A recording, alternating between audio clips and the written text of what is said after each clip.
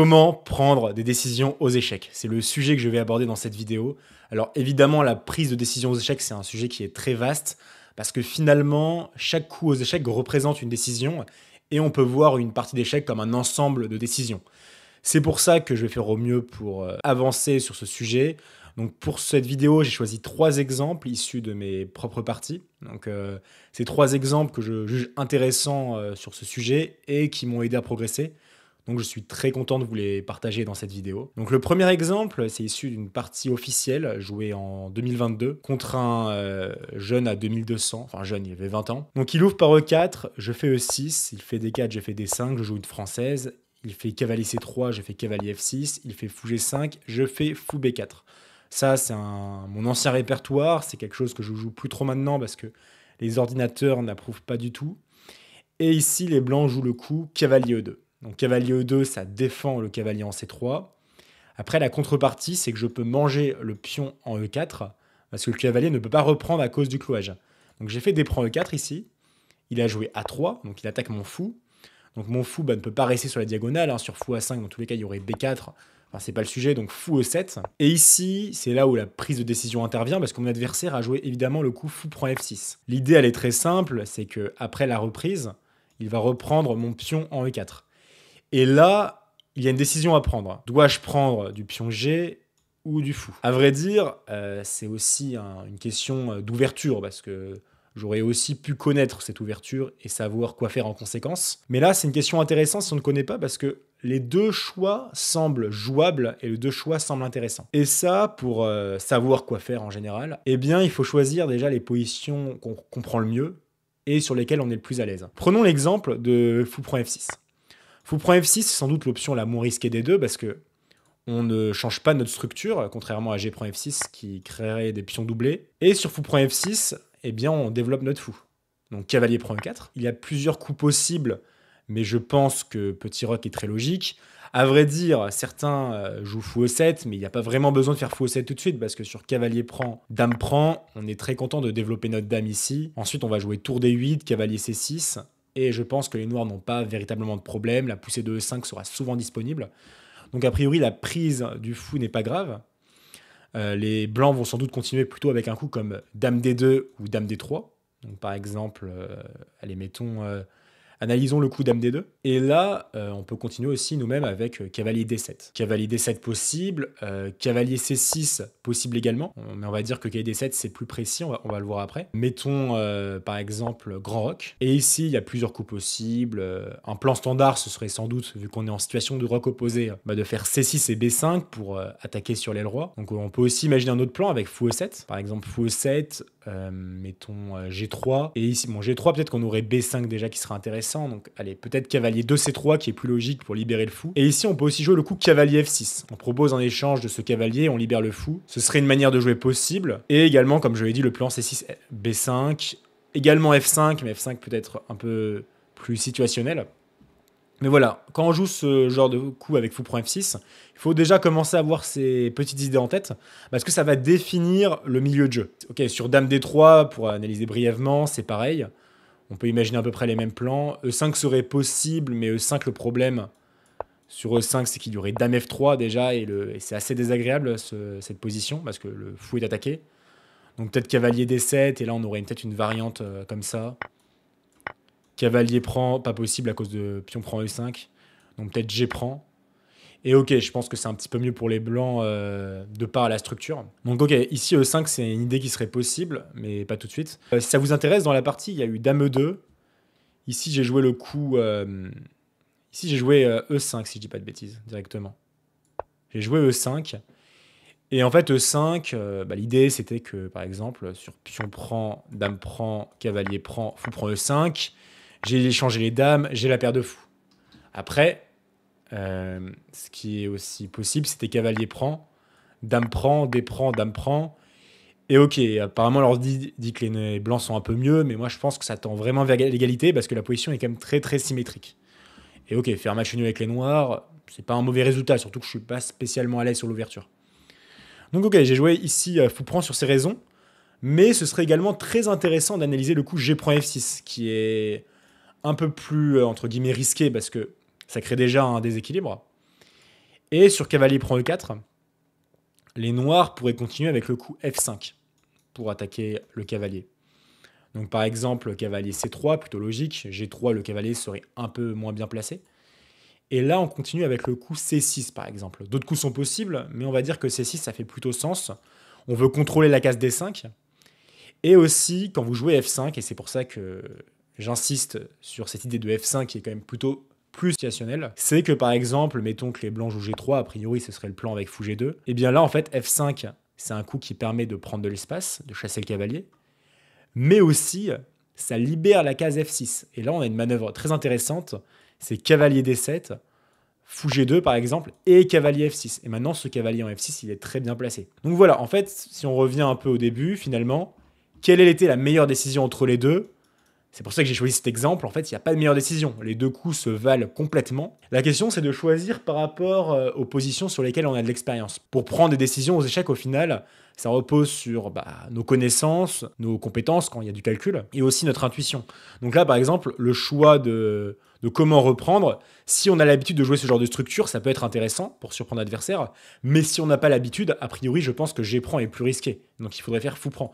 Par exemple, sur G prend, mettons cavalier prend, si on ne connaît pas le coup F5, si on joue par exemple, allez, je sais pas, le coup B6, qui est d'ailleurs, je pense, très naturel et il me semble l'un des coups les plus joués. Et bien sur B6, par exemple, après cavalier C3, fou B7, les blancs ont déjà le coup dame F3. Dame F3, on a une menace très très déplaisante. On menace cavalier prend F6, suivi de dame prend B7. Gagnerait le fou, attaquerait la tour. Donc là, par exemple, ça force déjà une option déplaisante pour les noirs, c'est de faire C6 pour quitter ce vis-à-vis. Et donc peut-être qu'après simplement grand roc, les blancs auraient un petit avantage. Le deuxième exemple que j'ai choisi, c'est issu d'une autre partie, donc cette fois-ci c'est en Belgique que je l'ai joué, en partie d'interclub, donc je jouais pour un club en Belgique. Et ici, les noirs ont joué B4. Donc on peut s'arrêter là dans la partie. Qu'est-ce qu'on remarque? J'ai la paire de fous, j'ai échangé les dames. Après, les noirs ont quand même beaucoup d'activité, ils mettent une bonne pression sur l'aile dame. Et évidemment, la menace flagrante des noirs dans cette position, c'est d'envoyer A4. Par exemple, un H3, un coup au pif, on peut faire A4. Et sur B prend A4, il y aurait simplement soit tour prend, soit cavalier prend, mais l'idée, ce serait de mettre une pression sur ce pion A2, et parfois de jouer B3 pour simplement ouvrir l'aile dame. Donc dans tous les cas, A4, c'est une menace très directe. Et là, par exemple, une question intéressante, ce serait qu'est-ce que vous ferez, vous, avec les blancs? A4, c'est évidemment, j'ai vu la menace. Et ici, il y a plusieurs options. Par exemple, moi, dans la partie, j'ai joué le coup tour B1. Ma logique, c'était quoi? C'était que sur A4, je l'avais anticipé, je me dis, au moins, ça me permettrait d'ouvrir tout simplement ma tour. Le truc sur tour B1, c'est que A4, pion prend, cavalier prend, c'est dangereux parce que le fou et le cavalier se coordinent à merveille. Et là, j'ai bien peur d'être en difficulté. Par exemple, sur fou C4, mettons pour anticiper la défense du pion, là je me prends quand même KC3. Et on voit vraiment que ma paire de fous se fait complètement dominer dans cette position. Donc c'est vrai qu'au final, je joue ce tour B1 un peu en l'air, je joue fou C4 à la fin. Je m'étais dit sur apprend ce qu'il y a eu dans la partie, je vais faire fou prend, comme ça au moins cette tour elle sera active sur le pion B4. Mais on voit ici que mon adversaire a joué fou C3, j'ai fait fou D2, et ça continue un peu comme ça. Et je pense qu'après tour A3, les noirs ont une position assez agréable. On voit bien que c'est bon cavalier contre mauvais fou. En plus, je précise, mais là on était dans une dragon accélérée, c'est exactement le plan des noirs d'obtenir cette finale avec le cavalier contre le mauvais fou sur case blanche, dans les taux de Maroxy, je précise. Donc ici, voilà, par exemple, cette décision de tour B1 était peut-être pas la meilleure décision à prendre. Et là, il y avait une option assez intéressante, c'était de changer le rapport matériel.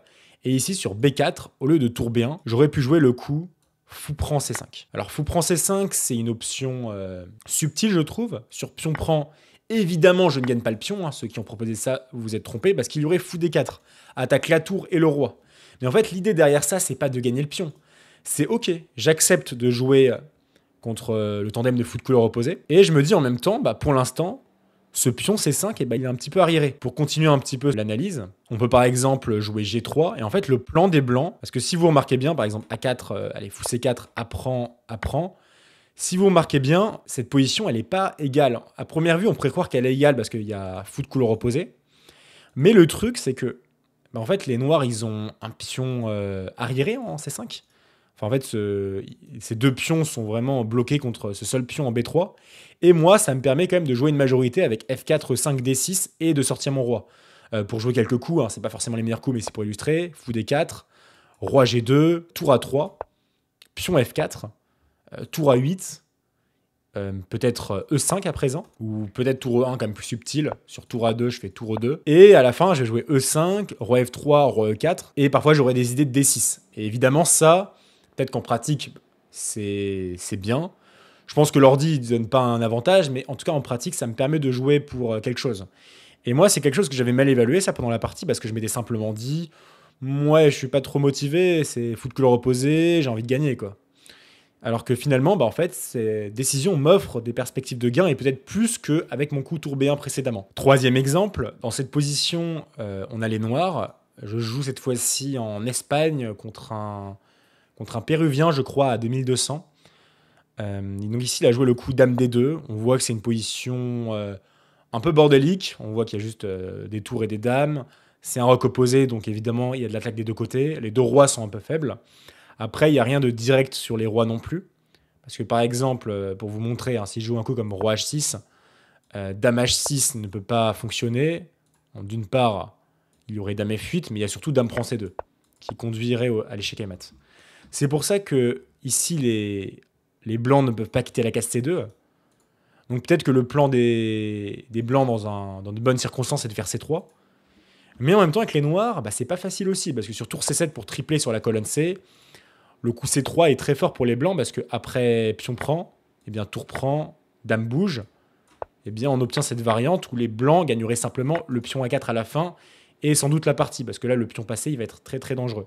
Le roi est toujours faible également. Donc on peut pas tripler sur la colonne C, mais en même temps, il faut qu'on fasse quelque chose. Par exemple, un coup qui serait pertinent, ce serait A3.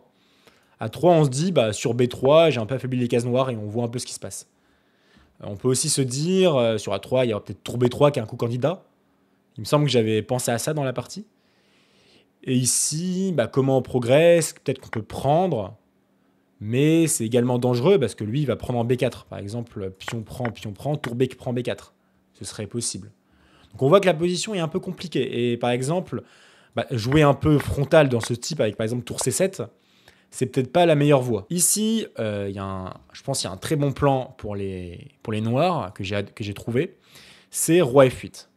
Roi F8, l'idée c'est quoi?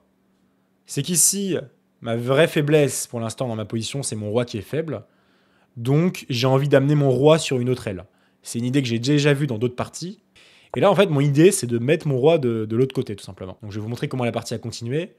Il a fait pion prend, j'ai fait H prend, il a fait tour H3, j'ai fait roi E8. Évidemment, sa dame ne peut pas venir parce que je ferai dame prend C2 à tout moment. Et en fait, tour H1 pour essayer de défendre, il sait pas trop quoi faire aussi. Roi D7, tour D3. Enfin, il n'a pas d'idée, en fait, il n'a pas vraiment de coup. Moi, je fais tour C7. Et on voit à la fin que mon roi, il est beaucoup mieux placé. Il est beaucoup moins en danger. Et en fait, si on continue un petit peu la partie, on va voir que j'ai vite réussi à mettre une bonne pression. La partie a un peu continué, mais on voit déjà que la position est radicalement différente. Il l'a craqué assez vite, mais en fait, ce qui est dur pour lui, c'est qu'à présent, lui, il n'a pas de coup, et moi, je peux toujours mettre une tension sur son roi. Et là, là c'est déjà une position où les noirs ont un gros avantage, et j'ai fini par gagner cette partie. Voilà, donc évidemment, ces trois positions ne sont pas exhaustives pour la prise de décision aux échecs. On voit bien que c'est quelque chose qui fonctionne au cas par cas très souvent. Mais ce qu'on peut retenir de cette vidéo, c'est qu'on se base sur nos connaissances qu'on peut le faire, sur notre intuition. On essaye, par exemple, quand il y a un choix entre deux propositions, comme dans le premier exemple, de choisir là où on a le plus de connaissances et d'expérience. Et on essaye d'adopter des plans concrets. En général, ce qui est concret aux échecs est bon. Voilà, donc j'espère que ces exemples vous auront intéressé. Et nous, on se retrouve à bientôt pour une prochaine vidéo. Allez, ciao!